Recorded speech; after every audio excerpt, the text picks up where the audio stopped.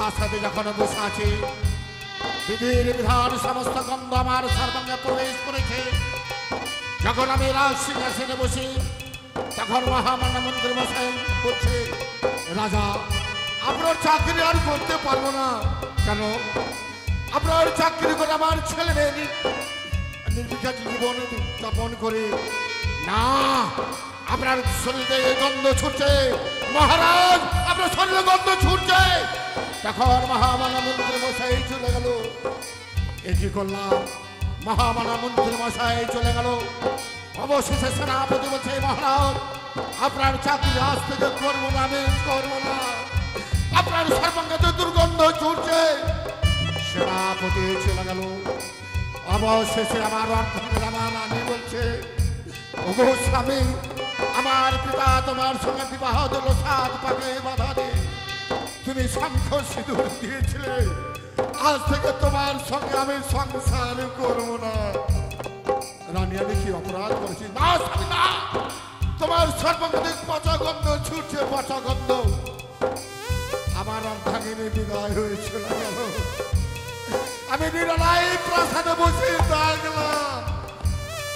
তখন আমি প্রাসাদ ত্যাগ করে চলে গেলাম আমি গভীর জঙ্গলে। মুনিকে বলা, গো মুনি, আমি কি অপরাধ করেছি বলো মুনি? আমার অর্থাৎ আমার মহামান্য মন্ত্রী আমার মন্ত্রী সকলে ত্যাগ করে চলে গেছে। তুমি অপরাধ করে আমাকে ক্ষমা করো। তোমাকে ক্ষমা করবো।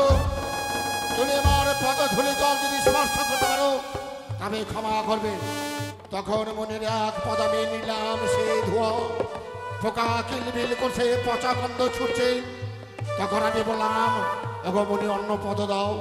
সেই পদ দিয়ে আমি ভক্ষণ করতে যাচ্ছি, ভক্ষণ করতে আমার মস্তকে চলে গেল। তখন মনে বলে, তুমি আমার পদজল জল স্পর্শ করতে পারলো, যাও, তোমাকে অভিশাপ করছে।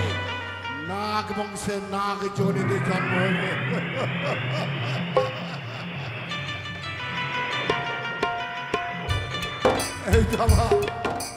এইটা আমার প্রায়শ্চিত্ত।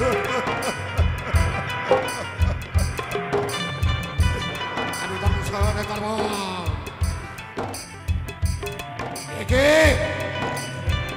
একে কুমারের মস্তকে দেখি চূড়া হতে চূড়ামণি ব্রহ্ম পথে স্তুতি পাঠমত মহাবিষ্ণু তাহাতে বসতে। একে ললাটে কি দর্শন করছে, ললাটে ত্রিবেণীর বসতে। না, নয়নে কি দর্শন করছে কুমারের, নয়নে কালা চাঁদের বসতে। না না, একে তার হস্তে কি আমি দর্শন করছি নারায়ণের বসতে। একে তার কণ্ঠে আমি কি দর্শন করছি মা সরস্বতীর বসতে। তার বক্ষে কি দর্শন করছি ভীমের বসতে। তার নাভিতে কি আমি দর্শন করছি ব্রহ্মদেবের বসতে। না, আমি তার চরণে আমি দর্শন করবো। একে চরণে কি দর্শন করছি সপ্ত সাগরের। না, আমার অভিশপ্ত জীবন তাই এই রূপ বৈকুণ্ঠের লক্ষ্মী নারায়ণ রূপে দেখেছি। তাই গো ঠাকুর, আমি যদি অভিশপ্ত যেন মুক্ত হয় ঠাকুর, তোমার চরণ সেবা।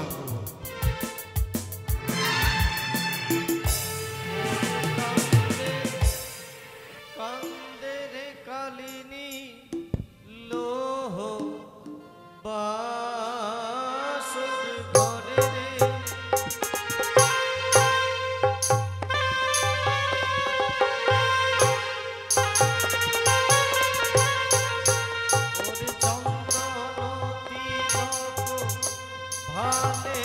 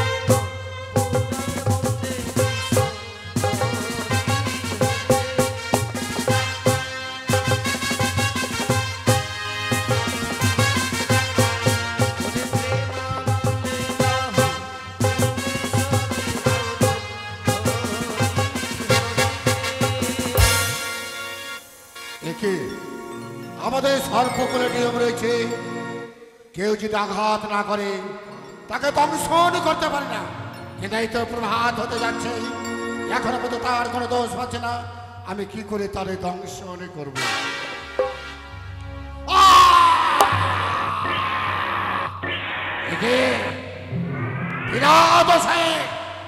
তোমার চরণে সেবা করতে গেছিলাম, তুমি আমার মস্তক লাঠি মারলে না, আমি পাঠাবো জমের পরি না।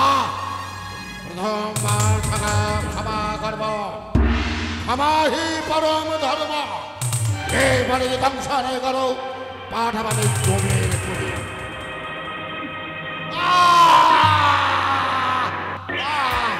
সহ্য করতে পারছি না। পুত্র প্রথমবার লাঠে মালে মাছ থেকে ক্ষমা করলাম, দ্বিতীয়বার লাঠে মালে আমি ক্ষমা করবো না। এরপরে পাঠাবো জমের পরি না। আমি দুজনকে দর্শন করেছি বৈকুণ্ঠ লক্ষ্মী নারায়ণকে, তাই আমি তাদের দ্বিতীয়বার ক্ষমা করলাম।